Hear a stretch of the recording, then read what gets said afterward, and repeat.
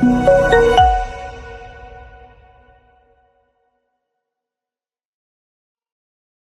성경 공독하도록 하겠습니다. 오늘 시간의 말씀은 고린도후서 4장 7절에서 10절 말씀입니다. 고린도후서 4장 7절에서 10절 말씀 제가 봉독하겠습니다. 고린도후서 4장 7절에서 10절 말씀입니다. 우리가 이 보배를 질그릇에 가졌으니 이는 심히 큰 능력은 하나님께 있고 우리에게 있지 아니함을 알게 하려 함이라. 우리가 사방으로 우겨쌈을 당하여도 쌓이지 아니하며 답답한 일을 당하여도 낙심하지 아니하며 박해를 받아도 버림받지 아니하며 거꾸러뜨림을 당하여도 망하지 아니하고 우리가 항상 예수의 죽음을 몸에 짊어짐은 예수의 생명이 또한 우리 몸에 나타나게 하려 함이라. 아멘. 우리 시간 고린도서 4장 7절 10절 말씀 가지고 보배의 질그릇이라는 제목을 가지고 하나님 말씀 나누도록 하겠습니다. 우리가 저번 주에도 우리 1부 예배 때 고린도후서 4장 말씀 가지고 말씀을 나눴습니다. 저번 주 설교 제목이 뭐였냐면 우리가 이 직분을 받아 라는 제목을 가지고 하나님 말씀 나눴는데요. 사도 바울은 하나님께 직접 직분을 받았기 때문에 절대로 낙심하지 않는다라는 말씀을 저번 주에 말씀을 나눴는데요. 왜 사도 바울이 낙심하지 않았냐면 나의 나된 것이 누구의 은혜라고 생각했냐면 하나님의 은혜라고 생각했어요. 한 주를 살아가면서 나의 나된 것이 하나님의 은혜인데 사단은 우는 사자처럼 어떻게 하나님의 성도들을 넘어뜨리길 원하냐면 if라는 말을 사용해서 만약이라는 이 말을 사용해서 사단은 성도들에게 불화살을 쏘는 거예요. 너가 만약 이렇게 썼다면 너는 지금의 모습이 아닐 거야.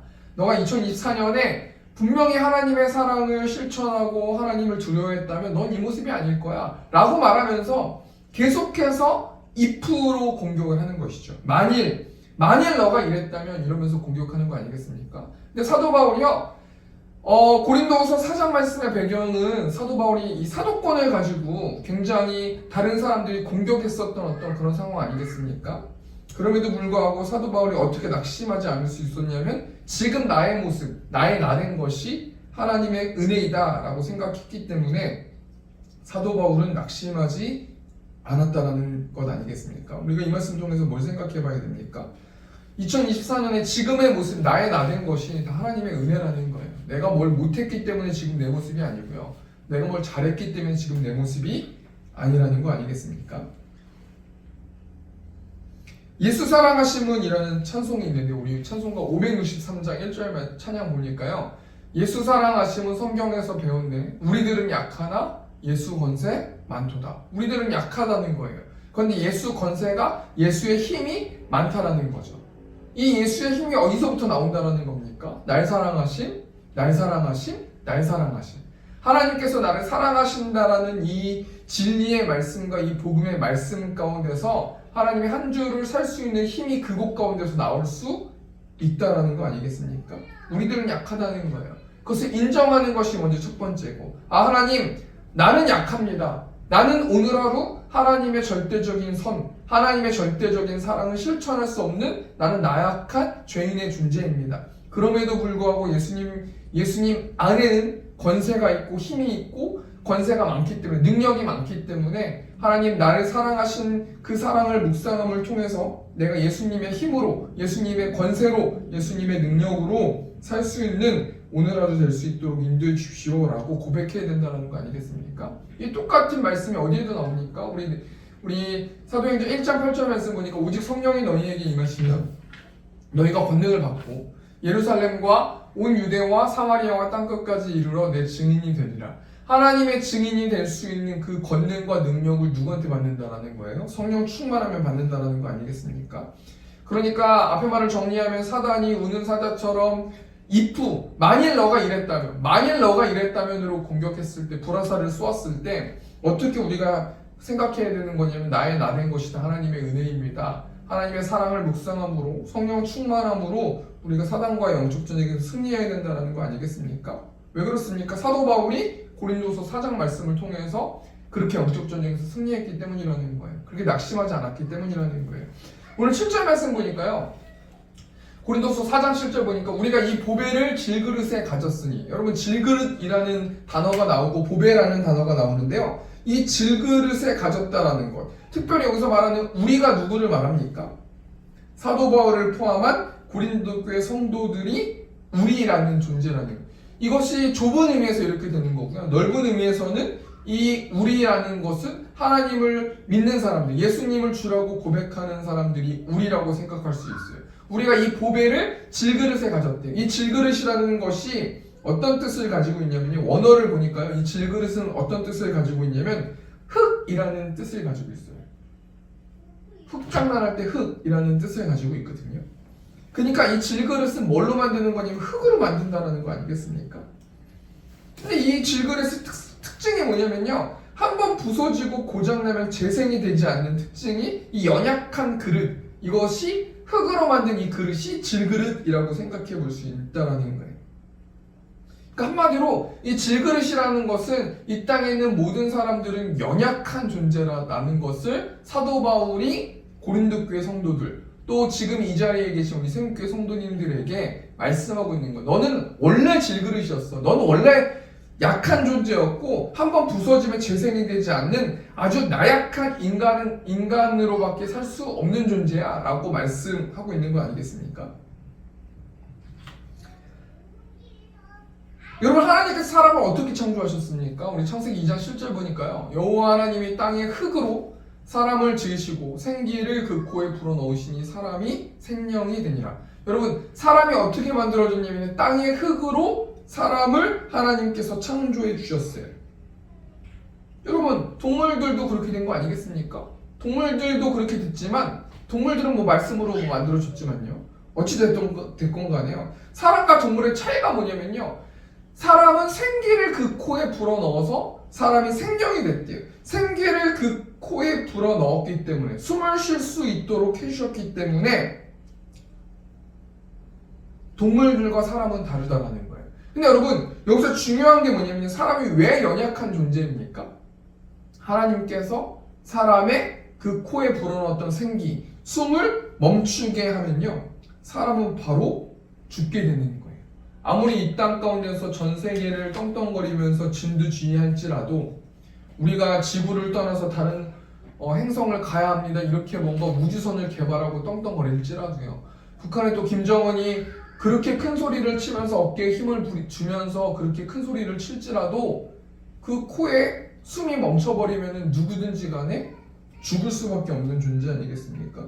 저희 어머니가 어릴 적에 뭘 말씀하셨냐면요. 사람이 숨이 끊기면 정말 세상에서 아무짝에도 쓸모없는 존재가 사람이다라고 말씀했던 것들이 어릴 때 그 들었던 이야기가 기억이 나는데요. 그렇지 않아요? 여러분, 나무는 불에 태우기라도 해가지고 뭐 땔감으로 쓸 수 있는 거 아니겠습니까? 근데 사람은 죽어보세요. 숨이 멈춰보세요. 그 죽은 사람은 어떻을 거예요? 쓸데가 없다라는 거 아니겠습니까? 이런 맥락으로 봤을 때요, 사람은 연약한 존재다라고 성경은 말하고 있는 거 아니겠습니까? 여러분, 이런 생명의 관점으로만 사람이 연약한 존재예요. 여러분, 지금 우주라는 곳에서요, 사람의 위치가 어느 정도 됩니까? 여러분, 사람의 위치를 떠나서요, 이 우주라는 존재 가운데서 지구의 위치가 어느 정도 돼요? 한 먼지만큼 됩니까? 우리가 우주가 얼마만큼 큰지를 모르기 때문에 지구의 위치도 측정할 수 없는 존재가 사람 아니겠습니까? 그럼에도 불구하고 이 온 우주에서 이 지구, 특별히 이 사람은 먼지도 안 되는 존재 아니겠어요? 그럼에도 불구하고 이 땅 가운데서 한 주를 살아가면서 우리의 모습을 지켜보세요. 뭐가 그렇게 혼자 잘났고, 뭐가 그렇게 혼자 똑똑하고, 뭐가 그렇게 혼자 자신의 말이 맞는지, 오로지 자신만이 이 나라의 모든 것을 개선할 수 있는 것처럼 큰 소리 치는 사람도 많이 있고요. 다 자신 말이 맞다는 거예요. 내가 정권만 잡으면은 내가 뭔가 온 우리나라를 완전히 완전 탈바꿈 만들 수 있다라는 식으로 이야기하는 사람도 얼마나 많이 있습니까? 비행기를 여러분 한번 타보세요. 비행기 밑에를 보십시오. 사람이 뭐 이렇게 점처럼밖에 안 보이는 거 아니겠습니까? 그런 존재들이 인간이라는 거 아니겠어요? 결국엔 지금까지 했었던 이야기를 정리하면 뭡니까? 고린도서 4장 7절 말씀 보니까요, 질그릇 같은 존재가 인간이라는 거예요. 그렇기 때문에 뭐 해야 된다라는 거예요? 예수님을 의지해야 된다라는 거예요. 여러분, 아무리 떵떵거리면서 살아갈지라도요, 숨 끊기면은요, 사람은 아무런 그런 존재가 아니지 않습니까? 그런데요, 이 질그릇 같은 인생이 사도 바울이 뭘 말하고 있냐면 보배를 질그릇에 가졌습니다. 여러분 질그릇 안에 보배라는 어떤 존재가 있으면요, 그 인생은 가치 있는 인생이 되고 힘이 있는 인생이 되고 능력이 있는 인생이 된다라는 거예요. 여러분 그럼 이 보배가 무엇을 의미합니까? 우리 고린도후서 4장 6절 말씀 보니까요, 어두운 데에 빛이 비치리라 말씀하셨던 그 하나님께서 예수 그리스도의 얼굴에 있는 하나님의 영광을 아는 빛을 우리 마음에 비추셨느니라. 하나님의 영광을 아는 빛, 이 빛이 되시는 존재가 어떤 분이세요? 빛 대신 예수 그리스도를 말씀하고 있는 거예요. 여러분 사도 바울이 뭘 말씀하고 있는 거예요? 고린도서 4장 10절 말씀 보니까요, 우리는 질그릇 같은 존재고 인간은 보잘것없는 연약한 존재라는 거예요. 근데 그 질그릇 안에 보배가 담겨 있으면요, 보배를 질그릇에 가졌다라고 했으니까 이 질그릇 안에 보배가 담겨 있고 빛 대신 예수 그리스도가 담겨 있으면요, 이 담겨 있다라는 게 뭘 말하는 겁니까? 이 빛 대신 예수님을 주라고 고백하는 사람들은 하나님이 보실 때 가치 있고 능력이 있는 인생으로 교체된다는 거 아니겠습니까? 여러분 이 고린도서 말씀을 누가 기록했어요? 사도 바울이라는 사람이 기록하지 않았어요?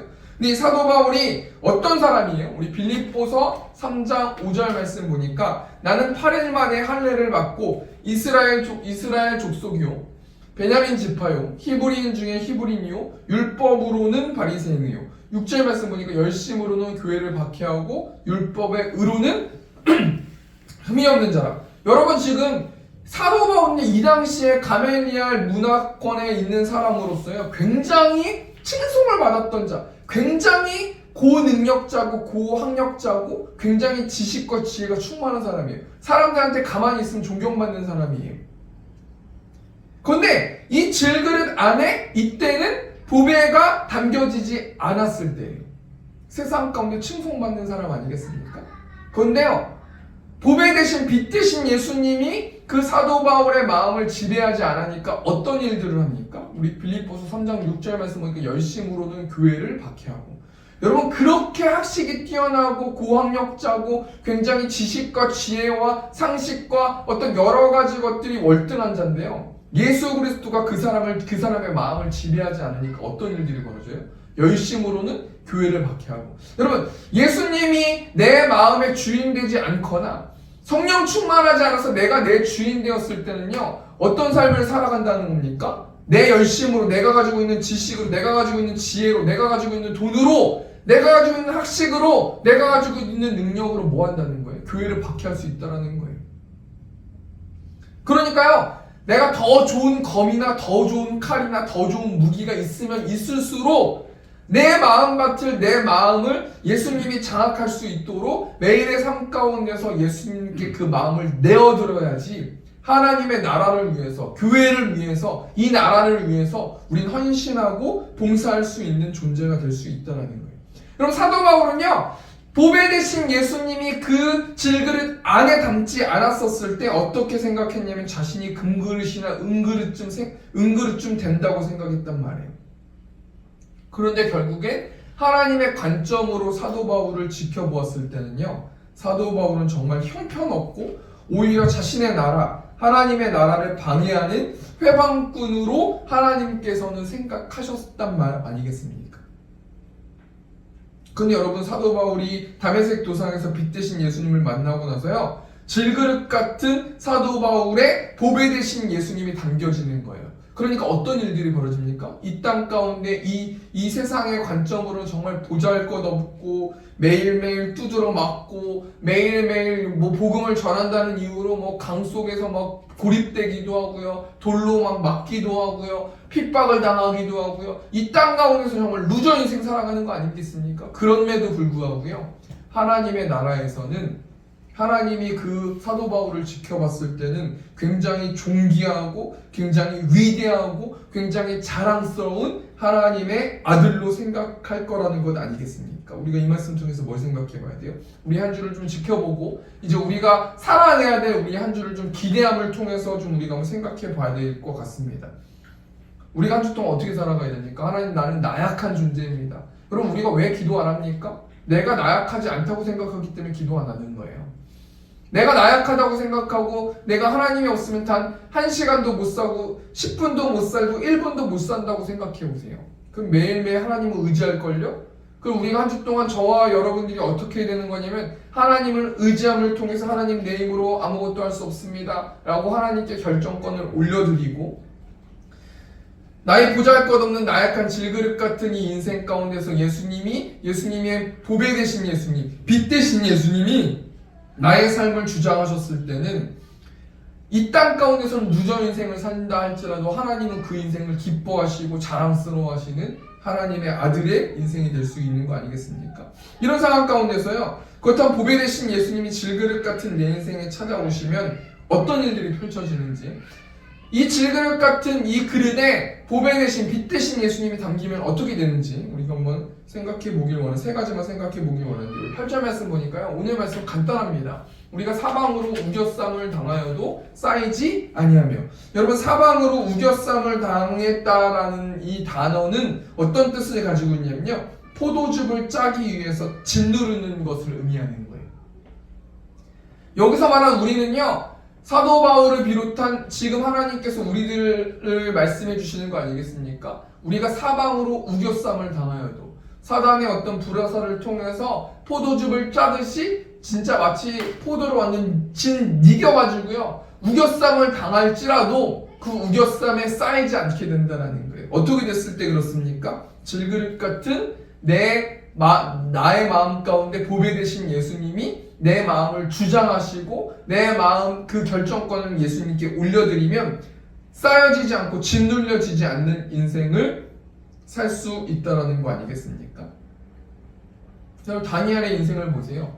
다니엘은 왕에게도 신임을 얻었고 그 주위에 있었던 고관들에게도 신임을 얻었잖아요. 관료들에게도 신임을 얻었단 말이에요. 근데 여러분, 다니엘이 기도한다는 이유 하나만으로, 하나님을 예배한다는 이유 하나만으로 다니엘이 어떤 존재가 되어버립니까? 사자에게 먹힐 신세가 되지 않습니까? 사방으로 우겼었어요. 진짜 포도즙을 누르는 것처럼 모든 사람들이 다 다니엘을 공격했어요. 정말 자신을 신뢰했었던 그 왕도요, 다니엘을 버렸고요, 관료들도 배신하고 다니엘을 버렸어요. 이제 남은 건 다니엘 혼자밖에 없단 말이에요. 근데 다니엘이요, 그렇게 삶의 위기 가운데서 우겨쌈을 당했을지라도요, 다니엘이 사자굴에 떨어져가지고 사자한테 먹혀졌다고 성경이 나와 있습니까? 털끝 하나도 다니엘은 다치지 않았고 털끝 하나도 사자의 먹이가 되지 않았다는 거 아니겠습니까? 그런 것처럼요, 아무리 사단이 사방으로 우겨쌈을 당할지라도 예수님이 내 마음을 주관하시고 빛 대신 예수님께서 내 인생에, 내 질그릇 같은 인생이 찾아오시면요, 사방으로 우겨싸임을 당할지라도 쌓이지 않는다라는 거예요. 우리 두 번째로요, 우리 8절 말씀 보니까요, 답답한 일을 당해도 낙심하지 아니하며. 여러분, 답답한 일이 어떤 일이냐면요, 어찌할 바를 모르는 일이에요. 사람의 지혜와 지식과 능력과 여러 가지 것들로 이 답답한 일을 해결할 수 없을 만큼 아무것도 할 수 없는 무기력한 어떤 그런 상황에 놓여 있었던 일이 답답한 일을 당하여도 라는 이 뜻이란 말이에요. 근데 뭐 한다고 말합니까? 낙심하지 않는데요. 이 낙심하지 않는다라는 뜻은요, 자포자기하지 않는다라는 거예요. 여러분, 이 질그릇 같은 이 그릇에 보배 되신 예수님이 그 마음을 주장하시고 그 마음의 결정권을 내어드리면 아무리 답답하고 어찌할 바를 알지 못하는 그 일이 닥칠지라도 자포자기하지 않는 인생이 될 수 있다는 거 아니겠습니까? 여러분, 세움교회가 언제 세워졌어요? 2022년 1월 2일 날 세워지지 않았습니까? 여러분, 2022년에 어떤 일들이 벌어졌었습니까? 코로나 기간 아니었어요? 코로나로 모두가 다 안 된다고 하지 않았습니까? 근데 저와 여러분들이 기도하고 또 믿음을 가지고 신뢰하고 서로 단합하고 서로 하나 되고 서로 사랑함을 통하여서요, 코로나가 기승을 부릴 때에도요, 개척이 됐는데요, 그 개척하고 나서 우리가 굶었습니까? 개척하고 나서 교회가 망했어요? 개척하고 나서 월세를 못 내가지고 빚을 냈어요? 아니라는 거예요. 답답하고 갈 바를 알지 못하는 상황 속에서도 자포자기하지 않았어요. 그러고도 그런 상황임에도 불구하고 우리 성도들이 연합해서 같이 기도하고 함께 이 어려운 난관들을 이겨나가지 않았습니까? 어떻게 됐기 때문에 그렇습니까? 예수님이 우리 교회를 지켜주시고 예수님이 머리 되셨기 때문에 그렇다. 그렇다라는 거예요. 여러분, 질그릇 같은 내 인생, 아무 보잘것없는 내 인생, 내가 어떻게 뭔가를 할 수 없는 그 내 인생일지라도 답답하여서 어찌할 바를 모르고 갈 바를 알지 못하고 광야에 홀로 남아있었던 것처럼 그런 상황이, 그런 감정이 들지라도요, 예수님이 주인 되시고 예수님이 내 마음을 이끌어 주시고 인도해 주시면은 절대로 자포자기하지 않는 인생이 될 거라는 거예요. 우리 세 번째로요, 예수님이 질그릇 같은 내 인생에 찾아오시면 어떤 일들이 펼쳐지는가. 우리 9절 말씀 보니까 박해를 받아도 버림받지 아니하며. 여러분, 박해를 받아도 버림받지 않는다라는 건요, 절대로 버려지지 않는 존재가 된다는 거예요. 우리가 물건을 무엇할 때 버립니까? 쓸모없을 때 버리고요, 우선순위가 밀리게 되면 버리고요, 새로운 것이 나에게 들어오면 버리는 거예요. 신발이, 제가 떨어진 신발이 있는데요, 신발 신고 있거든요. 근데 그 신발이요, 새 거를 제가 샀어요. 그럼 그 신발을 계속 갖고 있을 이유가 있습니까? 우선순위가 바뀌어지면요, 새로운 무언가가 있으면 그 전에 있었던 건 자연스럽게 버려지는 것 아니겠습니까? 왜 버리는 거예요? 가치가 없어졌기 때문에 버리는 거예요. 여러분, 예수님은요, 우리와 어떤 관계를 맺고 계시냐면 부모와 자식의 관계를 맺고 계시는 거예요. 하나님은요, 예수님을 통해서 우리가 부모와 자식의 관계를 맺고 있는 거 아니겠습니까? 여러분, 자식이 우선순위가 밀린다고 해서 버려집니까? 자식이 닳고 닳았다고 해서 버릴 수 있는 거예요? 그럴 수 없는 거 아니겠습니까? 며칠 전에 우리 주한이가 유치원에서 졸업을 해가지고요, 아내랑 같이, 사모랑 같이 그 졸업식에 참석을 했는데요, 거의 한 20명쯤의 아이들이 있었던 것 같아요. 한 10몇 명 있었던 것 같아요. 저는 그 아이만, 저희 딸만 계속해서 보고요, 딸만 보면서 웃으면서 그 아이만 바라보고 있었었는데요, 로마서 8장 15절 말씀 보니까 너희는 다시 무서워하는 종의 영을 받지 아니하고 양자의 영을 받았으므로 우리가 아빠 아버지라고 부르짖느니라. 여러분, 우리는 하나님의 자녀가 되었고요, 예수 그리스도를 통해서 하나님께 양자된 존재 아니겠습니까? 너는 내 아들이라는 찬양이 있는데요, 너는 내 아들이라, 오늘날 내가 너를 낳았도다, 너는 내 아들이라, 나의 사랑하는 내 아들이라. 여러분, 아들은 버릴 수 없는 거예요. 그렇다면 하나님의 자녀들은 어떤 특징이 있습니까? 로마서 8장 14절 보니까요, 무릇 하나님의 영으로 인도함을 받는 사람은 곧 하나님의 아들이라. 성령의 인도함을 받는 사람, 성령 하나님의 메시지를 듣고 다니는 사람들은요, 절대로 망하는 인생이 되지 않는다라는 거예요. 그러면 고린도서 4장 9절 보니까요, 박해를 받아도 버림받지 아니하며 거꾸로 트림을 당하여도 망하지 아니하고. 여러분, 이 거꾸로 트림을 당한다는 건요, 뭘 밑으로 던져버린다는 거예요. 여러분, 거꾸로 트림을 당하고 뭘 던지고 박해를 한다 할지라도 버림받지 않는 인생, 던져지지 않는 인생이 된다는 거 아니겠습니까? 그럼 이사야 43장 1절 보니까요, 야곱아 너를 창조하신 여호와께서 지금 말씀하시느니라. 이스라엘아 너를 지으신 이가 말씀하시느니라. 넌 두려워하지 말라. 내가 너를 구속하였고 내가 너를 지명하여 불렀나니 넌 내 것이라. 내가 물 가운데로 지날 때 내가 너와 함께 할 것이라. 강을 건널 때 물이 너를 침몰하지 못할 것이며 내가 불 가운데로 지날 때 타지도 아니할 것이요 불꽃이 너를 사르지도 못하리니. 여러분, 말씀을 정리하겠습니다. 이 땅을 살아가는 모든 사람들은요, 질그릇 같은 인생을 살아가는 거예요. 근데 여러분, 이 질그릇 안에요, 예수 그리스도, 보배 대신 예수 그리스도, 빛 대신 예수 그리스도가 담겨졌을 때요, 예수님께 모든 주권과 모든 결정권을 내어드리고 예수님만 바라보고 살아가는 존재들은, 그런 사람들은 어떤 삶을 살아가고 어떤 일들이 펼쳐집니까? 사단이 포도즙을 짜듯이 포도를 누르는 것처럼 성도들을 아무리 눌러도 쌓이지 않게 되고요, 보배 대신 예수님 때문에 어찌할 바를 알지 못해서 자포자기하지 않는 인생이 되고요, 우리가 보배 대신 하나님의 자녀이기 때문에 절대로 버림받지 않고 망하지 않게 된다는 거예요. 우리 적용하면서, 우리 하나님은 왜 이 땅의 모든 인간들을 그렇다면 질그릇 같은 나약한 존재로 만드셨는가? 고린도서 4장 10절 보니까요, 우리가 항상 예수의 죽음을 몸에 짊어짐은 예수의 생명이 또한 우리 몸에 나타나게 하려 함이라. 우리가 항상 예수의 죽음을 몸에 짊어졌다는 것은요, 이 땅의 모든 인간들이 피조물임을 나타내 보여주시기 위해서요, 우리는 질그릇 같은 나약한 존재이고요, 이 땅의 피조물이 죄로 오염된 존재임을 알게 하시기 위해서, 또 예수님의 십자가에 대속하심의 사랑을 매일 깨닫고 그 능력으로 살게 하시기 위해서 우리는 질그릇 같은 매일의 삶 가운데서 예수의 죽음을 몸에 짊어지고 예수의 십자가를 몸에 짊어지고 예수의 생명을 우리가 전하고 나아가는 우리들이 되기 위해서 하나님께서 우리 질그릇 같은 나약한 존재로 만들어 주셨다라는 거예요. 우리 찬송가 380장 우리 시간 찬송하시고 우리 시간 이 말씀 통해서 좀 기도했으면 좋겠습니다. 나의 생명 되신 주 주님 앞에 나아갑니다. 주의 흘린 보혈로 정케 하사 받아주소서. 날마다 주를 찬송하겠네. 주의 사랑 주로서 나를 굳게 잡아 매소서. 우리 시간 한 가지만 넣고 기도하고 우리 시간 주기도문으로 예배 마쳤으면 좋겠습니다. 하나님, 질그릇 같은 나약한 내 마음 가운데 예수님께서 나의 주인이 되어주셔서 한 주 동안 하나님의 힘으로 살아낼 수 있는 저 우리 세운교회 성도들 될 수 있도록 인도해 달라고 이 시간 주 한번 주여 통성으로 기도하겠습니다. 주여